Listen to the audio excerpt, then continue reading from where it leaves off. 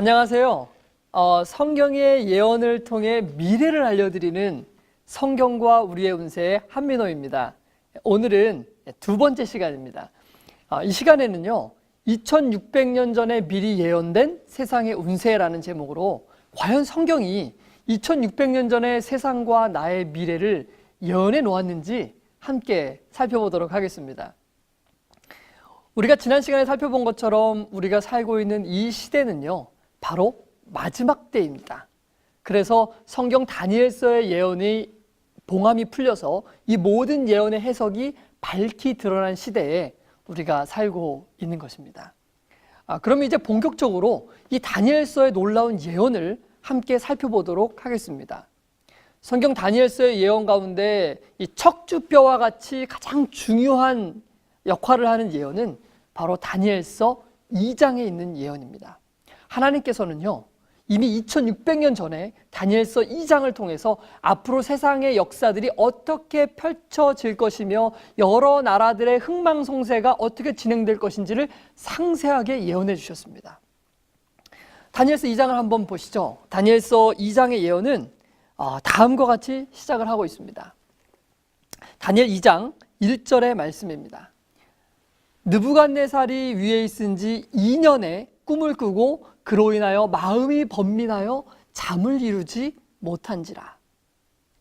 지금으로부터 약 2600년 전에 고대 근동에 바벨론이라는 제국이 있었습니다. 바벨론 제국의 왕 느부갓네살은 BC 605년에 하나님의 백성인 유다를 침략해서 많은 사람들을 포로로 잡아 바벨론으로 데려갔는데요. 그 포로들 중에 다니엘이라는 한 젊은 청년이 있었던 것입니다.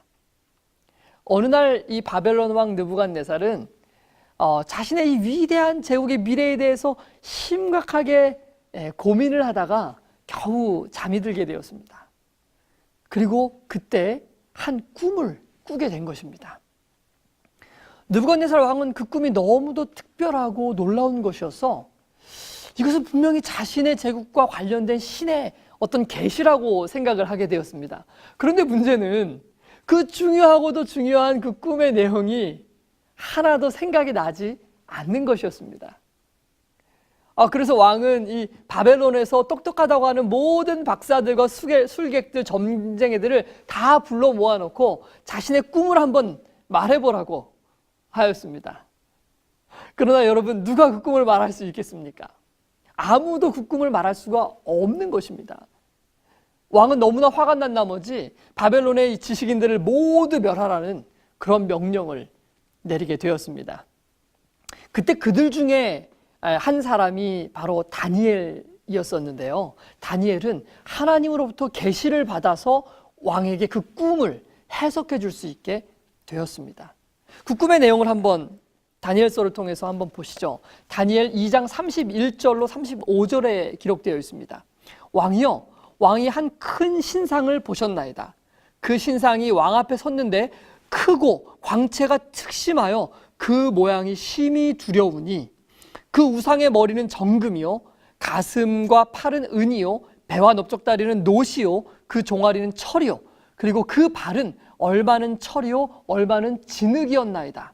또 왕이 보신즉 사람의 손으로 하지 아니한 뜨인 돌이 신상의 철과 진흙의 발을 쳐서 부서뜨리매 때에 철과 진흙과 녹과 은과 금이 다 부서져서 여름 타작마당에 겨와 같이 되어 바람에 불려간 곳이 없었고 우상을 친 돌은 태산을 이루어 온 세계에 가득하였나이다 라고 기록하고 있습니다. 다니엘이 이제 꿈을 알려주기 시작했습니다. 왕이 꿈속에서 신상을 보았는데 그 신상의 머리는 금으로 되었고 그 가슴은 은으로, 그리고 배와 넓적다리는 노스로, 종아리는 철, 그리고 발은 얼마는 철과 얼마는 진흙으로 되어 있었다라고 말했습니다. 그리고 그때 갑자기 한 돌이 나타나서 발을 쳤는데 그러므로 인해서 신상은 완전히 가루가 되어서 다 사라져버리고 이 돌이 온 태산을 이루게 되었다는 그런 꿈의 내용을 이야기해 준 것입니다. 왕은 다니엘의 이 꿈에 대한 이야기를 들으면서 크게 놀라면서 무릎을 딱 치고 그 꿈이 바로 자신이 꿈꾸밈을 확인해 주었습니다. 그리고 다니엘이 이제 그 꿈을 해석하기 시작하자 왕은 너무나 놀라워 입을 다물 수가 없었던 것입니다. 다니엘은 그 꿈을 다음과 같이 해석하였습니다. 다니엘 2장 36절로 38절에 있는 말씀입니다. 그 꿈이 이러한즉 내가 이제 그 해석을 왕에게 진술하리이다. 왕이여, 왕은 열왕의 왕이시라. 하늘의 하나님이 나라와 권세와 능력과 영광을 왕에게 주셨고 인생들과 짐승과 공중의 새들 어느 곳에 있는 것을 물어나고 그것들을 왕의 손에 붙이사 다 다스리게 하셨으니 왕은 곧 금머리이니이다. 다니엘은 신상의 금머리가 바벨론 왕국이자 바로 느부갓네살 왕 자신이라고 해석하여 주었습니다. 성경이 금머리로 표현한 이 바벨론 왕국은 정말 찬란했던 왕국입니다. 그러나 불과 사실 몇백 년 전까지만 해도 사람들은 바벨론이라는 나라가 성경이나 혹은 신화에나 등장하는 그런 나라로만 생각을 해왔었습니다. 그런데요, 1896년 독일의 고고학자 로베르트 콜데바이가 다른 학자들과 함께 이라크 바그다드의 서남쪽 이 바벨론의 왕궁과 신전들에 관하여 살펴보다가 고고학적인 증거들을 그곳에서 발견하게 된 것입니다. 그때로부터 이 바벨론 제국은 온 세상에 알려지게 된 것입니다. 다니엘은 또다시 예언을 이어갔습니다. 다니엘 2장 39절인데요. 왕의 후에 왕만 못한 다른 나라가 일어날 것이요 셋째로 또 놋과 같은 나라가 일어나서 온 세계를 다스릴 것이며, 다니엘은 금으로 상징된 이 바벨론이 무너지고 나면 그보다 못한 은으로 상징된 나라가 그 뒤를 이을 것이라고 이야기하였습니다.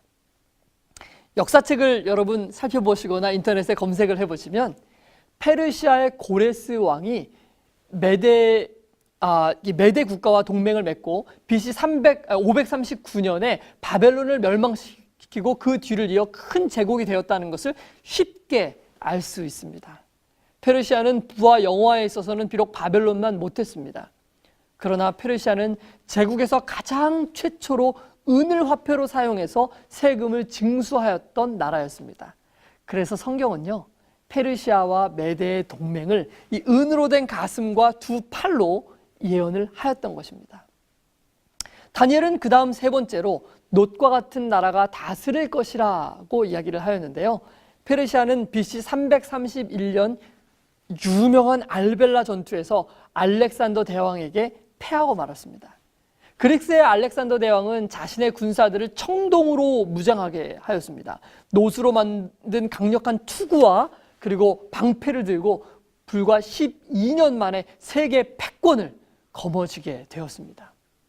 그러나 여러분 잘 아시는 것처럼 알렉산더 대왕은 그 모든 부귀영화를 제대로 누려보지 못하고 습지열에 걸려서 33세의 정말 젊은 나이로 바벨론 궁에서 요절하고 말았습니다.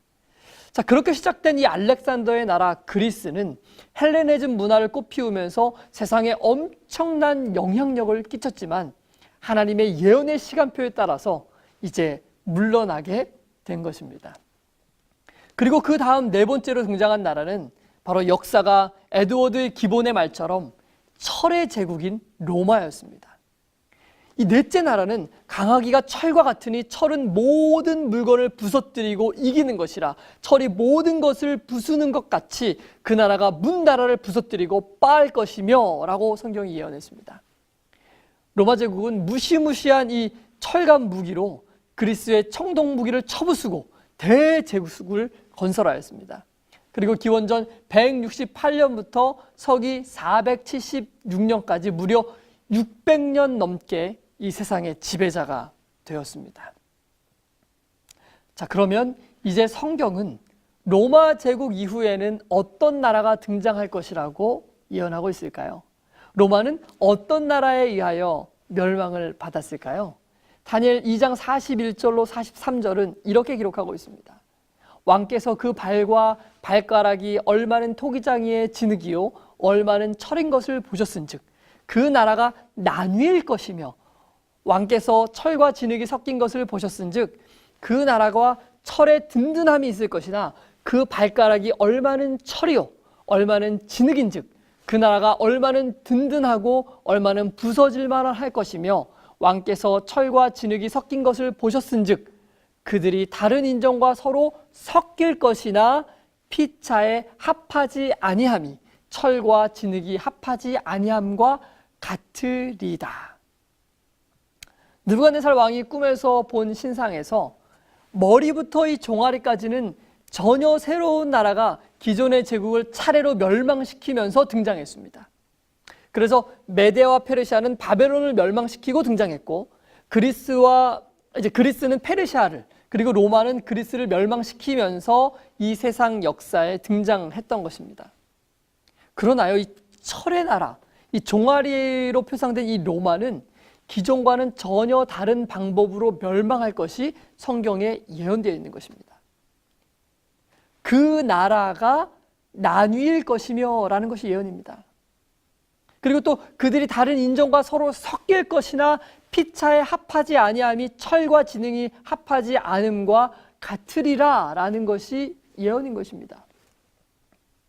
로마 제국은요, 다른 제국에 의해서 멸망을 당할 것이 아니고 게르만족의 대이동으로 인해서 10발가락의 나라, 10개의 나라로 나뉘게 될 것을 성경이 미리 예언해 놓은 것입니다. 그리고 그 나라는 다시 하나의 큰 제국으로 결코 합해지지 못할 것이라는 예언 또한 성경이 함께 하고 있는 것이죠. 자, 그렇다면 역사적으로 정말 로마가 그렇게 10나라로 나뉘게 되었을까요?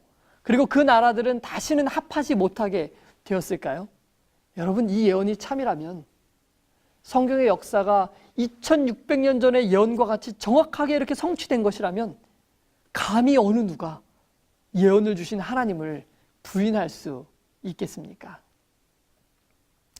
안타깝게도 시간이 다 되었네요.